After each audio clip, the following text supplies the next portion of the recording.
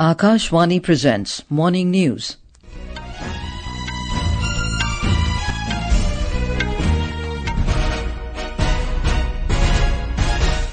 Good morning, I'm Anuja Kumar. The headlines. Centre decides to confer classical language status to Marathi, Bengali, Assamese, Pali and Prakrit languages. Union Cabinet approves 78-day productivity-linked bonus to railway employees. Cabinet also approves Chennai Metro Rail Project Phase 2, comprising 3 corridors. Prime Minister Narendra Modi to address Kautilya Economic Conclave in New Delhi today. All arrangements put in place for assembly elections in Haryana tomorrow. Nepal to export 40 megawatts of electricity to Bangladesh via India's power grid. And in cricket, India to take on New Zealand in Women's T20 World Cup in Dubai this evening. And now the news in detail. The Cabinet, chaired by Prime Minister Narendra Modi, has approved to confer the status of classical language to Marathi, Pali, Prakrit, Assamese and Bengali languages. The classical languages serve as a custodian of India's ancient cultural heritage, embodying the essence of each community's historical and cultural milestone. We have a report. Government had decided to create a new category of languages as classical languages on 12th October 2004, declaring Tamil as classical language. Among the criteria for the status of classical language are high antiquity of its early texts, recorded history over 1,000 years, and a body of ancient literature. The literary tradition of the language must be original and not borrowed from another speech community. The inclusion of languages as classical language will create significant employment opportunities, particularly in academic and research fields. The preservation, documentation, and digitization of ancient texts of these languages will generate jobs in archiving, translation, publishing, and digital media. Suparna Saikia, Akashvani News, Delhi. Maharashtra Chief Minister Eknath Shinde and Deputy Chief Ministers Devendra Fadnavis and Ajit Pawar have expressed gratitude towards the Union Government and Prime Minister Narendra Modi for granting classical language status to Marathi. Our correspondent has filed this report. In Naneshwari, Sant Naneshwar says, "Maza Marathachi bolu kautuke, pari amruta tehi paisa jinke." It means the Marathi language has such a sweetness that it can conquer any competition even with amrut. A committee headed by veteran writer Rangnath Pathare was set up by Government of Maharashtra in 2012 to achieve classical language status for Marathi. The committee examined old texts, references, inscriptions and submitted a detailed report. This report made it clear that Marathi is eligible for classical language status. In 2013, this report was submitted to Union Government and lot of efforts were done by Maharashtra Government. Jivan Bhavsar, Akashvani News, Mumbai. The Union Cabinet has also approved the Chennai Metro Rail Project Phase 2, comprising 3 corridors. The total length of the approved lines will be around 119 kilometres with 128 stations. Once Phase 2 is fully operational, the Chennai city will have a total metro rail network of 173 kilometres. Chennai is a rapidly growing city. It's a very important economic hub. The population of the city is likely to grow to 1.8 crore by 2048. So it's very important that we create the infrastructure which is required for the city right now. These 3 corridors will have 120 stations. When we are looking at a metro kind of system, it has to cater to a very large part of the city. Then it must have more stations. The government has also approved National Mission on Edible Oils, oilseeds, for 2024-25 to 2030-31 with an outlay of 10,103 crore rupees.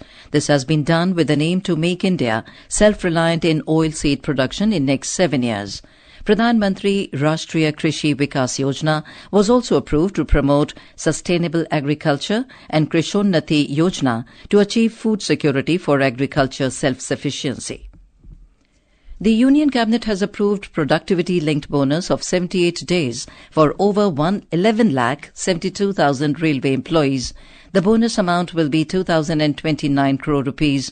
Mr. Vaishnaw said the payment of productivity-linked bonus acts as an incentive to motivate the railway employees for working towards improvement in the performance of the railways. The Union Cabinet has also approved the signing of letter of intent enabling India to join the International Energy Efficiency Hub. It is a global platform dedicated to fostering collaboration and promoting energy efficiency worldwide. The move solidifies India's commitment to sustainable development and aligns with its efforts to reduce greenhouse gas emissions. Briefing media after the meeting, Union Minister of Information and Broadcasting Ashwini Vaishnaw said that this decision will help India gain access to an exclusive 16-nation group sharing strategic energy practices and innovative solutions.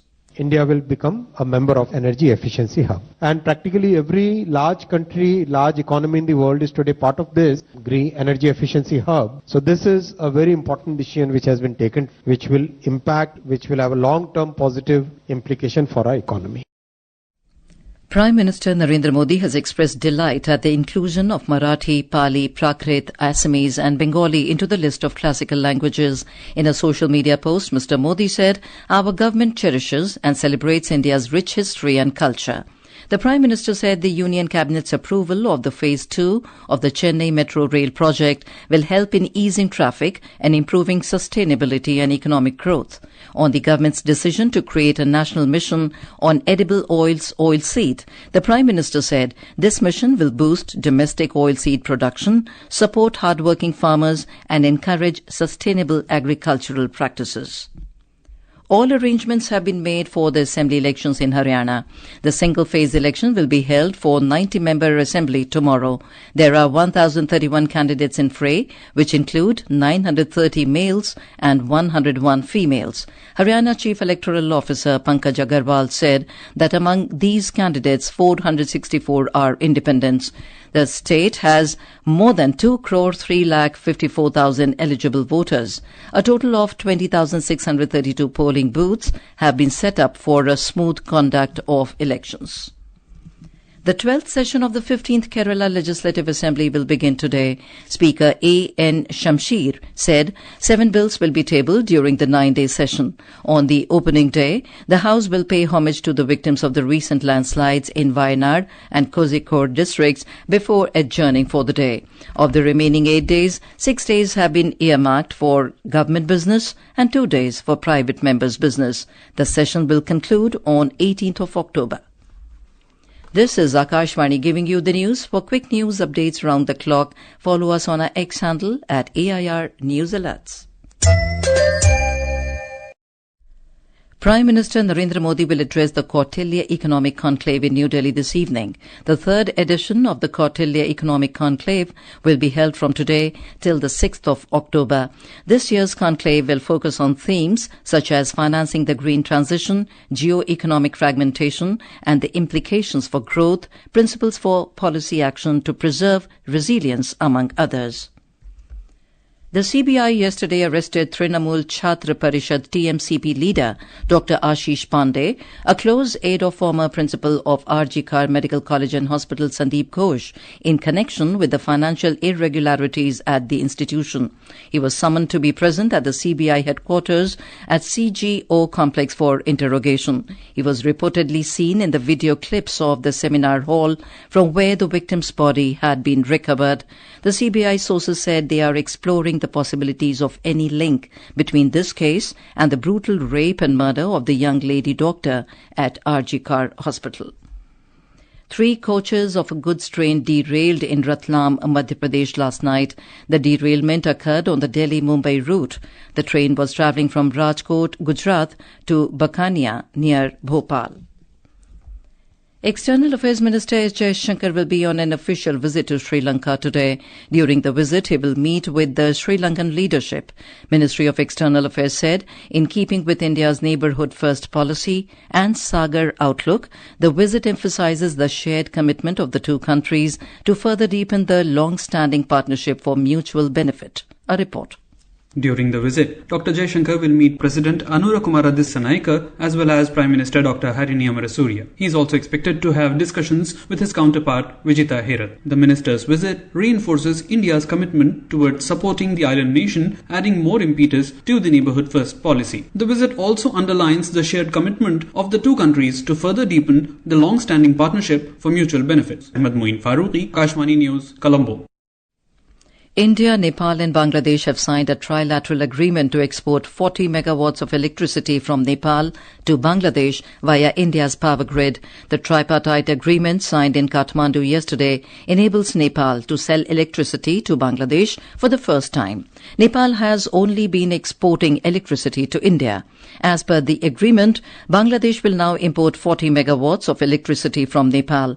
The Indian side has also been involved in the trade deal, as Nepal's electricity will be transmitted to Bangladesh through the transmission infrastructure on the Indian territory.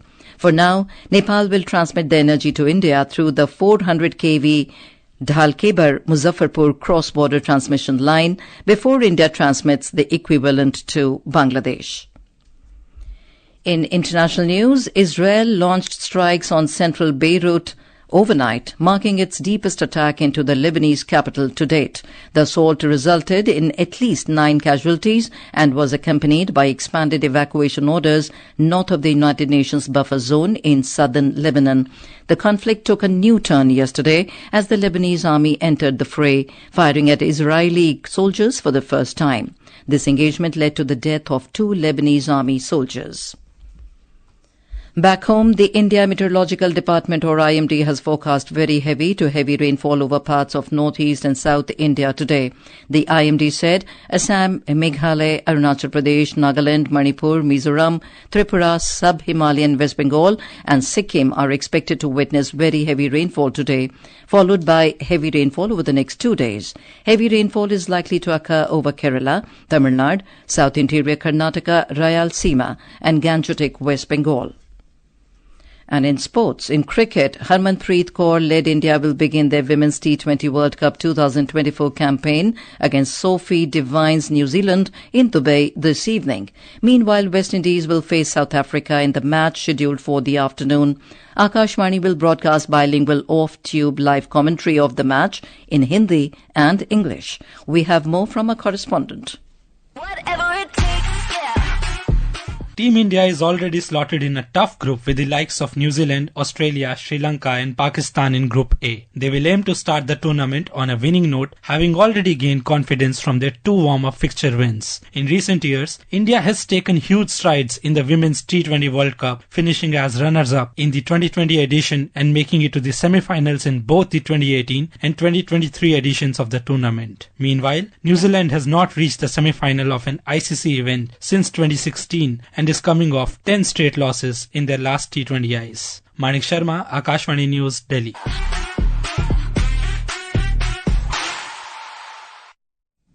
And now for a look at today's newspapers, it's over to Shifali Singh. Thank you, Anuja. In a landmark verdict, the Supreme Court directs central and state jails to revise their laws and manuals. Rules promoting caste bias in jails struck down, writes Hindustan Times. Government internship scheme gets 111 firms on board. 50% slots reserved for SC, ST and OBCs, states Financial Express. A headline in the Tribune says, Dhaka recalls Indian envoy, signals foreign policy reset. West Asia war hits Sensex, notes the Pioneer, as an escalation in West Asia conflict shows a massive impact on the Indian market. To lessen air pollution in the city, Delhi government starts biodecomposer spraying to soften the blow of stubble burning, reports the Times of India. And finally, taking on Moody's, Fitch and S&P Global, homegrown Care Edge Global has entered the sovereign rating space for the first time, cites the Hindu Business Line. And with that, it's back to you, Anuja. Thank you, Shifali. And now, before we end the bulletin, the headlines once again. Centre decides to confer classical language status to Marathi, Bengali, Assamese, Pali and Prakrit languages. Union Cabinet approves 78-day productivity-linked bonus to railway employees. Cabinet also approves Chennai Metro Rail Project Phase 2, comprising 3 corridors. Prime Minister Narendra Modi to address Kautilya Economic Conclave in New Delhi today. All arrangements put in place for assembly elections in Haryana tomorrow. Nepal to export 40 megawatts of electricity to Bangladesh via India's power grid. And in cricket, India to take on New Zealand in Women's T20 World Cup in Dubai this evening. And with that, we end the morning news. Have a nice day.